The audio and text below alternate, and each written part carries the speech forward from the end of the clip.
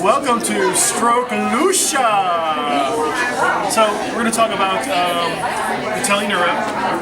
Teleneuro is the computer that I use the doctor to call in we have a stroke alert to get the patient seen right away as fast as possible. Alright? So with this Teleneuro, you don't want to touch the camera, you don't want to touch any buttons to turn it on. It's on all the time. You don't have to do nothing special for it. So when you get a patient and the patient is going to be a stroke alert, you need to roll this into the room. You position it about 2 to 3 feet away from the end of the bed. To answer the call when the doctor calls, you're going to press the green answer button on the remote right here. Okay? Once the doctor comes on, the nurse needs to remain in the room the entire time this is on. Ideally, you'd like to have 2 nurses in a room, one to document, and one nurse to go with the doctor and work on the NIH stroke scale. On the back of the card, you have a little laminated plastic NIH stroke scale. You have the mama, papa, the picture for them to describe. All the red rooms have it, but we also have it on the card too. After you've completed the doctor's completed talking to the patient, you can wipe this down, roll it back. It's positioned stored right between the water cooler and the charge nurse, right across from the doctor's fish roll. There's 2 carts. This is cart number 2, it's listed on the top. Cart number 1 is the one they primarily use. If the doctor can't get through, they will call cart number 2. Any questions? It's not you. Alright, so we're going to talk about stroke. This is a generalized process of how we go through stroke. Most people are pretty familiar with how a patient comes in from EMS for stroke. They come in by EMS, the doctor sees them, they go to CT if the doctor says it's a stroke alert. We're going to talk about the process involved from triage. So you're in triage, and a patient comes in and they have stroke-like symptoms. And the patient says, it's been within the last 2 hours. What do you need to do? You need to call back to the back and get a doctor to come evaluate the patient. I say go ahead and call a charge nurse. Some people say call a fishbowl, but if you call a fishbowl, you might be able to reach a doctor, you might get a PA. So ask the charge nurse, she's aware of what's going on, and she can send a doc up to evaluate your patient. So the doctor comes up front, he says your patient is going to be a stroke alert. What do you need to do now? Good, good. All right, so what you're going to do is you need to call the charge nurse and let them know that it's a stroke alert, okay? They can get a room ready for you. They can put the order set in for the stroke alert. They can also call have the secretary call the neurologist, call stroke alert overhead if it's during the daytime. And you put the patient in a wheelchair and you roll them straight to CT. Now, you are now the primary nurse for that patient until a nurse can take over for you.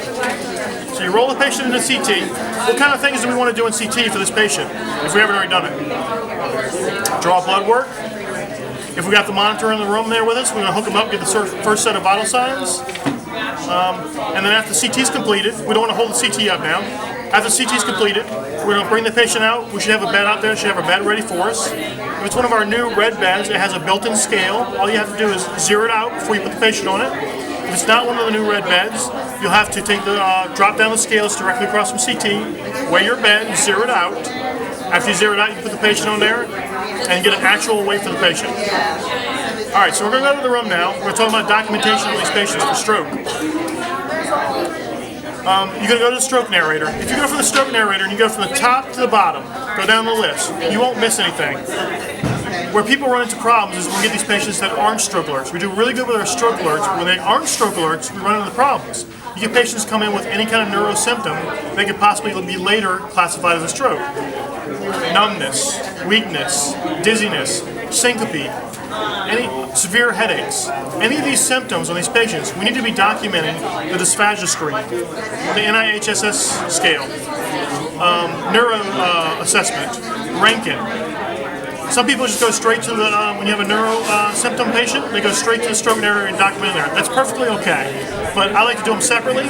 But just think about this. We have these patients that come in, they have these symptoms. Nowhere along the line do they say stroke. The doctor gets them and he admits them, and the next thing they know, he's admitted for TIA or CVA. And we've fallen out of compliance. We're a comprehensive stroke center. We have to document on all neuro patients as if they're going to be a stroke. So, you're in the room, you have the stroke patient, that stroke alert, and the doctor decides he's going to give TPA. We're not going to talk about the dosing for TPA, but we want to talk about the documentation for TPA. When the patient's receiving TPA, you need to document neuro checks and vital signs every 15 minutes. Although it's just the blood pressure really needs to be documented. you're going to be documenting every 15-minute vital signs anyways. So vital signs and neuro checks on these patients every 15 minutes. Before you leave to bring this patient upstairs, make sure you get a set of vital signs on this patient so that you going upstairs, you got time is good for you to be within the standards of 15 minutes. Now when you get upstairs, this is something new. We want you to get a set of vital signs on that patient before you take them off of that monitor. Okay? I like to use the computer right there in the ICU. You can take that computer and jump on there real quick and type those vital signs in. If they're using it already, just write your vital signs down. You can come downstairs and enter them in when you get back. I like to put a little note too that says, hey, transfer patient to ICU monitor, ICU assuming care. And it eliminates that problem of ICU getting the patient fiddle farting around. They, let's roll the patient over, get the paper off from underneath them, get them undressed. Next thing you know, it's 25 minutes. It's the ER's fault. We didn't get the vital signs in 15 minutes. So get those last set of vital signs in the computer before you let that patient off that monitor. The last thing we're talking about is something new. We have a new DOT phrase built in, a smart phrase, and it's called the DOT stroke alert. So we'll come over here to the computer. We're going to talk about this real quick.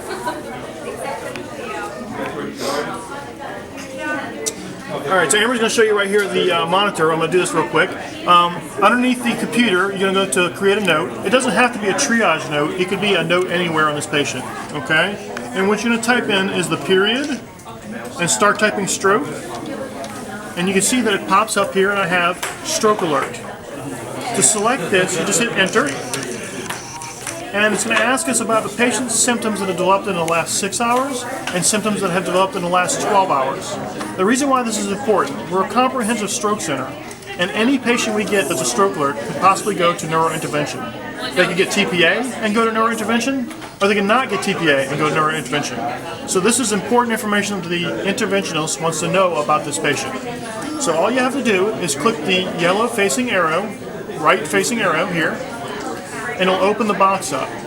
You choose the appropriate choices that the symptoms the patient's had in the last 6 hours, and then you hit enter. And in the next field, choose the appropriate choices for the patient that's been in the last 12 hours, and hit enter. Okay? As long as you get this note in there, this is the information that neurointerventionist wants to know, and it'll help us improve our times and get the patients to neurointervention when they need to go. Thank you for visiting Stroke Lucia.